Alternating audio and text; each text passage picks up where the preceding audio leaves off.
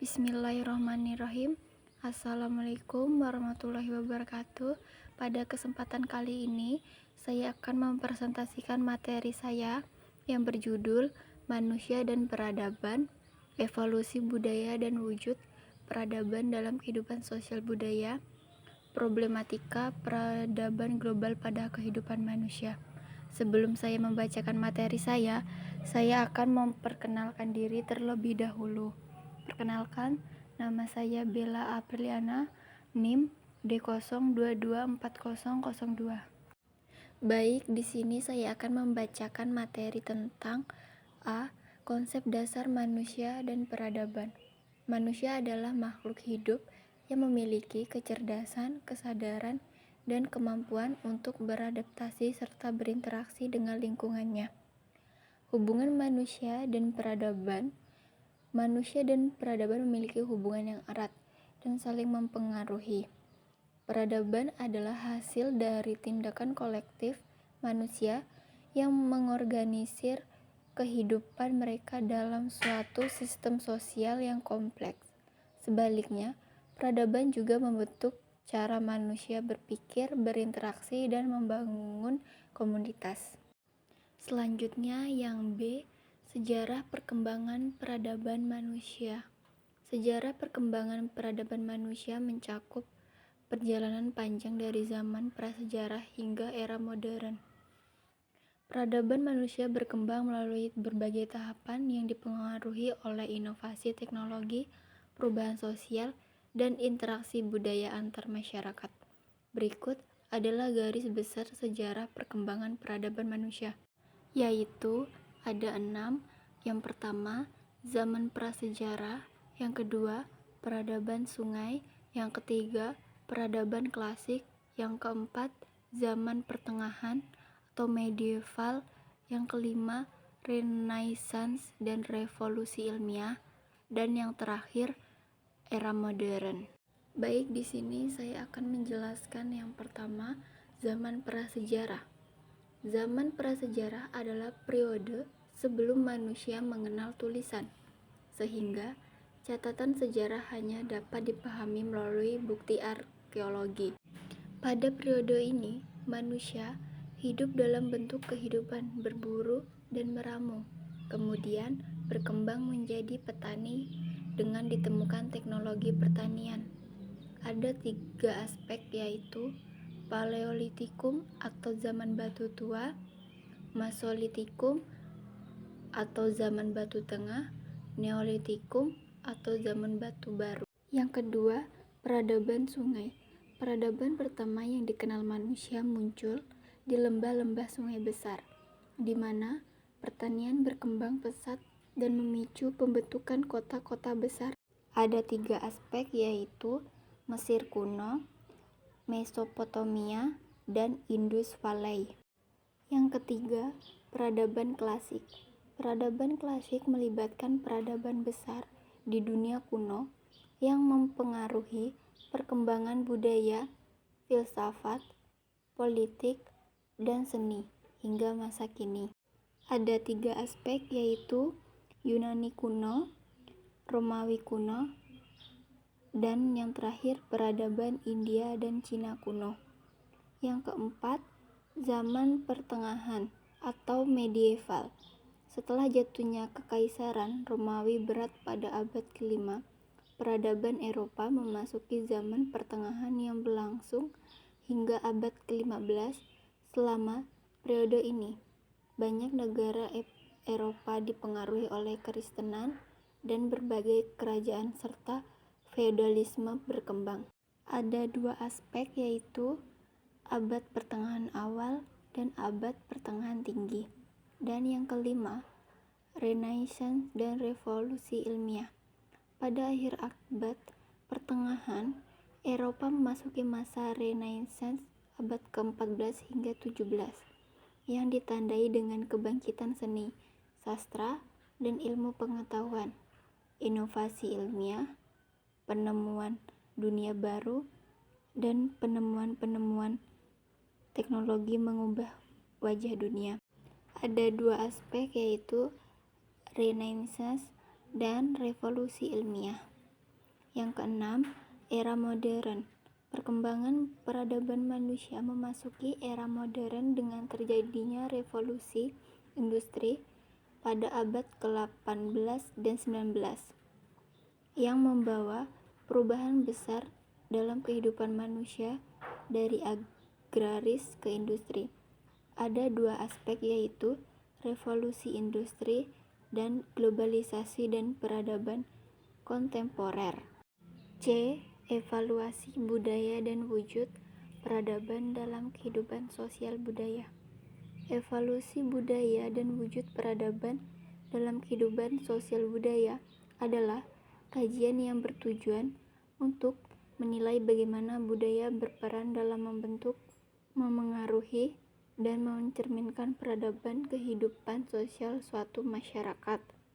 Hal ini penting untuk memahami bagaimana perubahan budaya dan peradaban terjadi serta dampaknya terhadap struktur sosial, nilai, dan norma dalam kehidupan sehari-hari.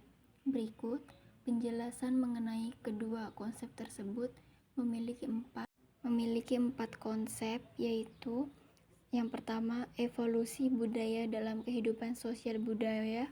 Yang kedua, wujud peradaban dalam kehidupan sosial budaya. Yang ketiga, hubungan budaya dan peradaban dalam kehidupan manusia. Yang keempat, dampak budaya dan peradaban terhadap kehidupan sosial. Adapun penjelasan dari evolusi budaya dalam kehidupan sosial budaya. Budaya adalah hasil ciptaan manusia yang mencakup nilai, norma, adat, istiadat, agama, bahasa, seni, dan pengetahuan yang diwariskan turun-temurun dalam suatu masyarakat. Evaluasi budaya berkaitan dengan penilaian terhadap aspek-aspek budaya tersebut yang mencakup beberapa hal. Yang pertama, peran budaya dalam pembentukan identitas sosial. Yang kedua, transformasi budaya. Yang ketiga, konflik dan integrasi budaya. Yang kedua, wujud peradaban dalam kehidupan sosial budaya. Peradaban merujuk pada pencapaian manusia dalam berbagai aspek kehidupan, termasuk teknologi, politik, seni, agama, ekonomi, dan ilmu pengetahuan. Wujud peradaban dalam kehidupan sosial budaya dapat dilihat dalam beberapa bentuk. Yang pertama, pencapaian teknologi dan ilmu pengetahuan. Yang kedua, sistem sosial dan pemerintah. Yang ketiga, seni dan arsitektur. Yang keempat, nilai dan norma sosial. 3. Hubungan budaya dan peradaban dalam kehidupan sosial. Budaya dan peradaban saling terkait erat dalam kehidupan sosial. Budaya mencerminkan nilai-nilai yang ada dalam suatu masyarakat, sedangkan peradaban mencakup pencapaian yang lebih luas yang dicapai manusia dalam berbagai aspek kehidupan. Evaluasi budaya membantu kita memahami bagaimana peradaban terwujud dalam berbagai elemen sosial dan bagaimana peradaban tersebut membentuk kehidupan sosial budaya suatu bangsa. Mempunyai dua konsep, yaitu budaya sebagai dasar peradaban, dan yang terakhir, perubahan sosial dan peradaban. Yang keempat, dampak budaya dan peradaban terhadap kehidupan sosial. Evaluasi budaya dan peradaban dalam kehidupan sosial budaya membantu kita memahami dampak yang ditimbulkan oleh perkembangan peradaban terhadap kehidupan sehari-hari. Perubahan dalam teknologi, sistem sosial, nilai-nilai budaya, atau bahkan perubahan dalam pola konsumsi dapat mengubah interaksi sosial, menggeser kekuatan ekonomi, dan memengaruhi pola hidup masyarakat. Sebagai contoh, perkembangan teknologi informasi dan komunikasi seperti internet mengubah cara orang berinteraksi, bekerja, dan bahkan berpikir. Di sisi lain, peradaban yang berorientasi pada konsumsi berlebihan atau ketidakadilan sosial dapat menyebabkan ketimpangan dan konflik dalam masyarakat. D. Problematik peradaban global pada kehidupan manusia. Peradaban global merujuk pada kemajuan peradaban yang terjadi di seluruh dunia sebagai hasil dari globalisasi dan interaksi antar bangsa yang semakin erat. Meskipun globalisasi membawa banyak manfaat seperti kemajuan teknologi, pertumbuhan ekonomi, dan keterhubungan antar negara, ia juga menciptakan berbagai permasalahan yang memengaruhi kehidupan manusia. Berikut adalah beberapa problematik peradaban global yang signifikan dalam kehidupan manusia. Yang pertama, ketimpangan sosial dan ekonomi. Yang kedua, krisis identitas budaya. Yang ketiga, kerusakan lingkungan dan perubahan iklim. Yang keempat, konflik global dan ketegangan geopolitik. Yang kelima, penyebaran teknologi dan isu etika. Yang keenam, pergeseran nilai dan gaya hidup. Adapun penjelasan dari ketimpangan sosial dan ekonomi. Salah satu masalah utama yang muncul dalam peradaban global adalah ketimpangan sosial dan ekonomi yang semakin melebar antara negara kaya dan negara miskin, serta antar individu dalam satu negara mempunyai dua konsep. Yang pertama, ketimpangan antar negara, dan yang kedua, ketimpangan sosial dalam negara. Adapun penjelasan dari krisis identitas budaya. Globalisasi telah memperkenalkan arus budaya yang sangat kuat, di mana budaya barat, terutama yang dipengaruhi oleh media dan teknologi, mendominasi hampir seluruh dunia. Ini menciptakan tantangan serius terhadap keberagaman budaya lokal dan identitas budaya tradisional. Mempunyai dua konsep, yaitu pengaruh budaya global dan krisis identitas budaya. Adapun penjelasan dari kerusakan lingkungan dan perubahan iklim. Peradaban global telah membawa dampak negatif besar terhadap lingkungan hidup, aktivitas industri, konsumsi berlebihan, dan eksploitasi sumber daya alam, menyebabkan kerusakan yang serius terhadap planet ini.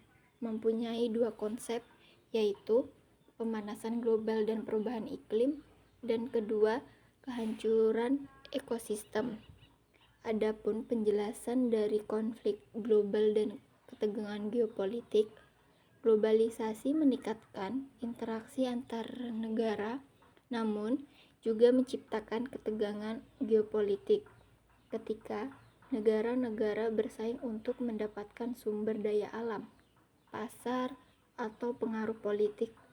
Seringkali muncul konflik dan persaingan yang dapat merusak stabilitas global. Mempunyai dua konsep, yaitu perang dan konflik antar negara dan ketegangan sosial di dalam negara. Adapun penjelasan penyebaran teknologi dan isu etika.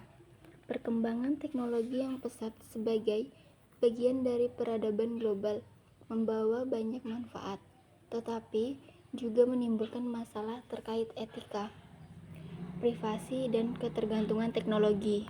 Mempunyai dua konsep, yaitu ketergantungan pada teknologi dan isu etika dan privasi. Adapun penjelasan pergeseran nilai dan gaya hidup. Peradaban global membawa perubahan besar dalam pola pikir dan gaya hidup masyarakat, terutama di dunia yang semakin terhubung. Mempunyai dua konsep, yaitu perubahan gaya hidup dan pergeseran nilai-nilai tradisional. Berikut kesimpulan dari materi saya. Kesimpulan mengenai manusia dan peradaban menunjukkan bahwa keduanya saling terkait erat.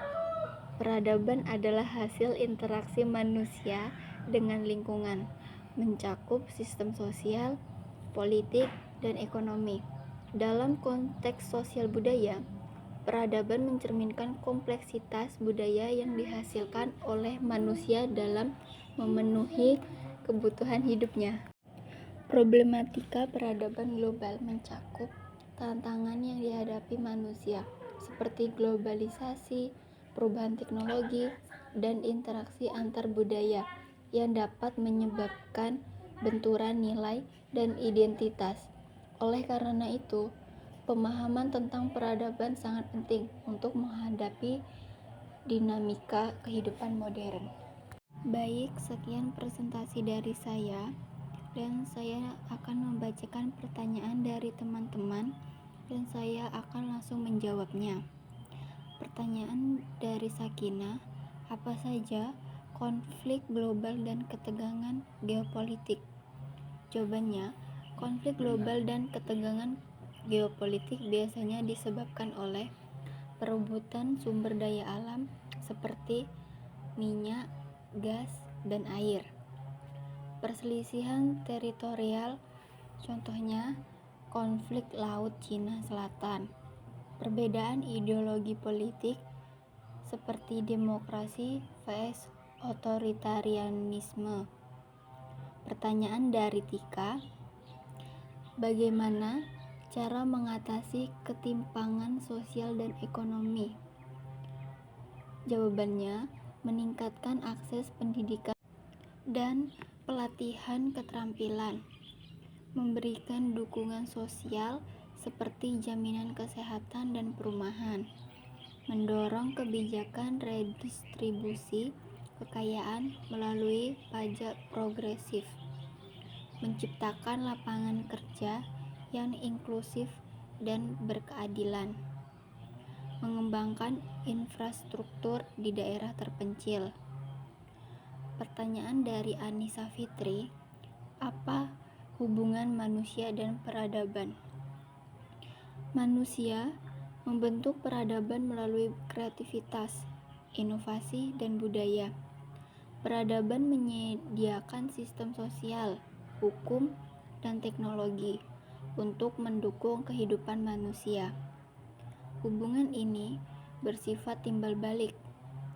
Manusia berkembang melalui peradaban, sementara peradaban berkembang melalui kontribusi manusia. Pertanyaan dari Naila, bagaimana cara pencapaian teknologi dan ilmu pengetahuan?